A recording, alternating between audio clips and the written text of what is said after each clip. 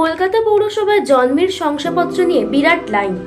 SIR সংক্রান্ত কারণে যাদের জন্মের শংসাপত্র নেই অথবা হারিয়ে গিয়েছে তাদের প্রতিলিপি কপি দেওয়া হচ্ছে।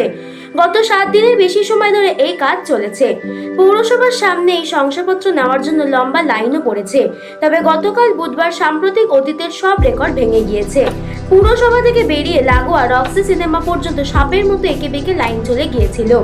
পুরসভার সূত্রের খবর, সব তথ্য শুনে উদ্বিগ্ন মেয়র ফিরহাদ হাকিম।